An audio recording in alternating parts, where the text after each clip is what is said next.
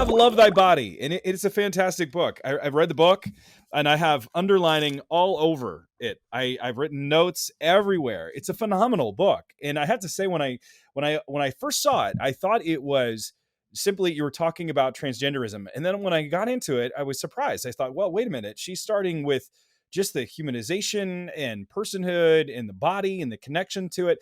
But I really want to know, what was the impetus behind writing Love Thy Body?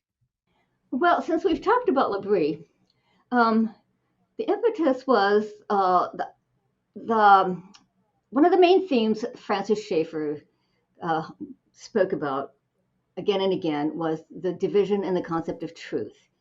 He Mm, noted that, in most cultures, people think that there's a natural order and a spiritual order, spiritual mm, slash moral order, but that they're integrated into a single cosmos, and therefore mhm, truth about them will be a integrated unity.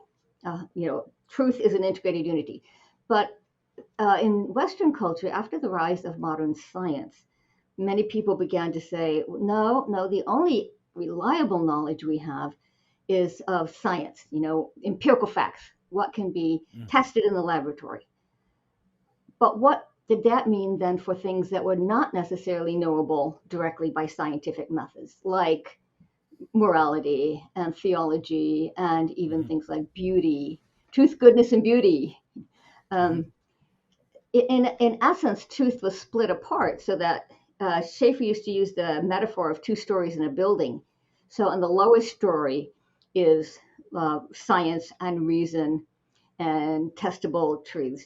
And in the upper story became a place where you toss things that you can't be known by purely scientific methods.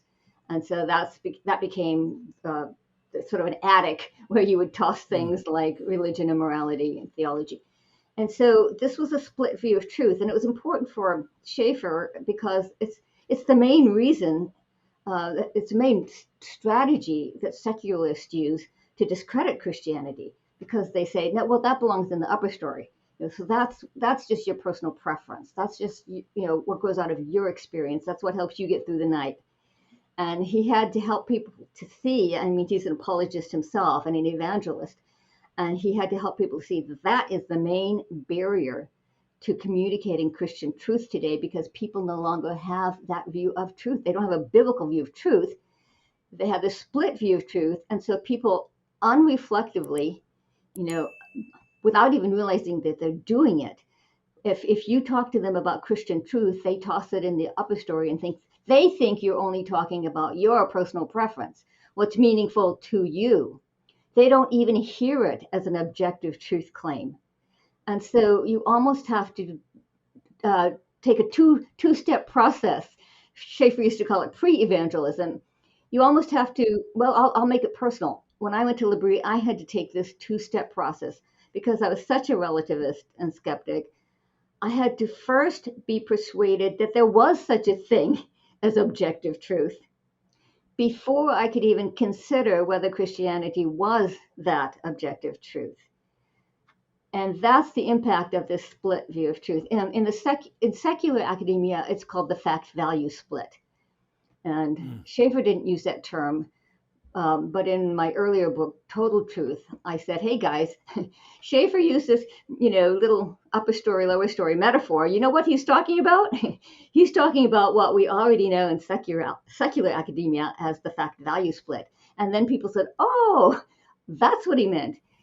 So Mm. today I often use that language because people connect with it better. The fact value split is more widely known. So people think Christianity is in the value realm, where it's really not a matter of true or false. It's a matter of what gives you a sense of purpose and meaning in your life, but it's completely subjective and relativistic.